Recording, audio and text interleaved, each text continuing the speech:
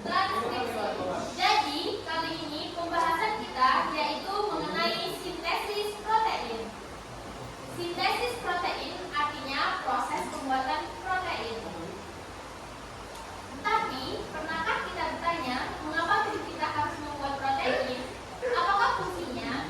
Ya, ternyata protein memainkan peranan penting dalam tubuh kita. Di antaranya adalah transportasi zat, pembentukan enzim, berperan dalam kekebalan tubuh, dan masih banyak lagi. Oke, jika kita sudah paham mengenai fungsi protein, sekarang pertanyaannya bagaimana proses terjadinya sintesis protein? Secara umum, sintesis protein terdiri dari dua tahapan, transkripsi dan translasi. Transkripsi merupakan proses pembuatan salinan mRNA yang berasal dari DNA. Sedangkan translasi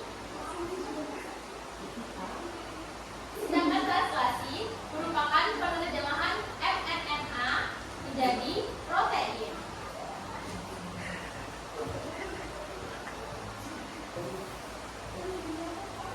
Jadi, singkatnya, sintesis protein yaitu proses DNA menjadi mRNA, lalu mRNA menjadi protein.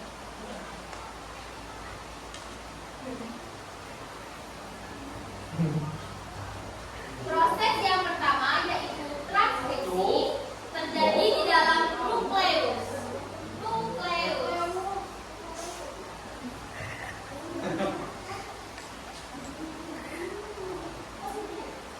Ada 3 tahapan yang terjadi dalam transkripsi, yaitu inisiasi, elongasi, dan terminasi.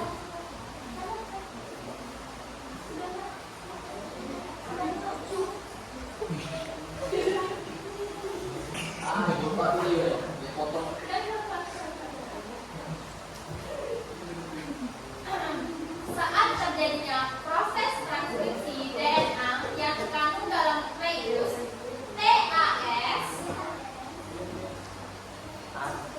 SAA, DAA, AST,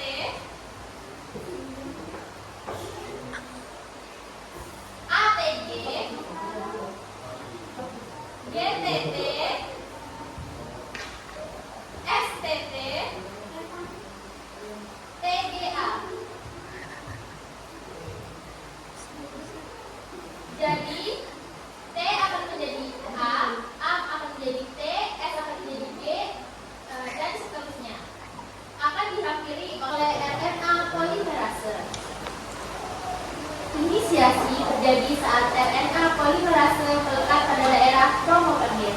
Pada saat itu, RNA polimerase akan membuka ikatan DNA dan akan memulai membentuk mRNA melalui cetakan DNA messenger.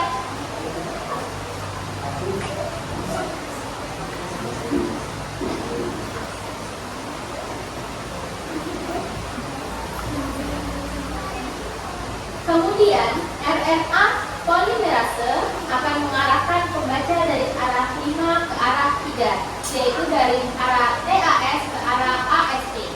Ini dinamakan elongasi. Transkripsi akan berakhir saat RNA polimerase sampai pada daerah terminator.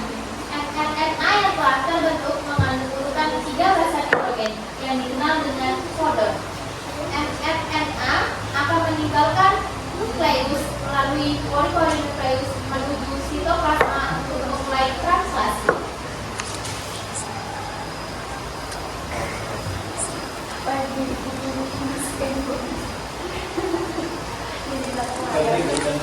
Translasi. Setelah menyelesaikan tahap transkripsi, mRNA yang berada di nukleus akan berpindah ke sitoplasma yang merupakan tempat dibentukan ribosom.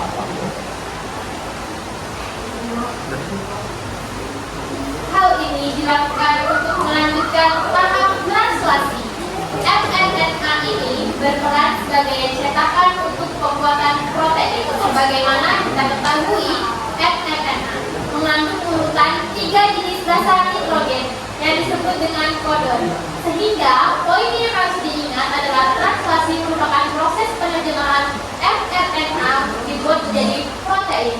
Translasi juga memiliki 3 tahapan, yaitu inisiasi, elongasi, dan terminasi.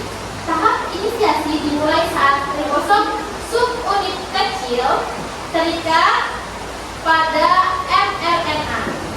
Ribosom subunit kecil ini akan bergerak dari arah 5 ke arah 3. Pada mRNA, kodon AUG berpasangan dengan antikodon UAS dan menghasilkan asam amino mentionin atau kodon start.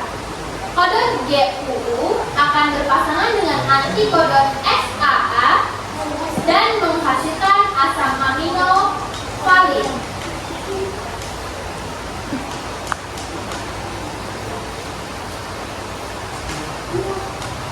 Kodon SUU akan berpasangan dengan antikodon GAA dan menghasilkan asam amino leusin.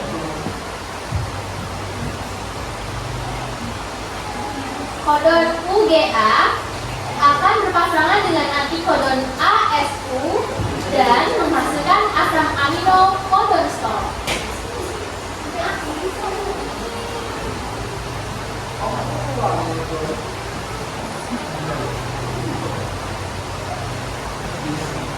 Antikodon disebut juga dengan tRNA. Kemudian setelah tRNA terikat pada mRNA, maka ribosom subunit besar akan datang terikat juga bersama ribosom subunit besar untuk melengkapi proses inisiasi.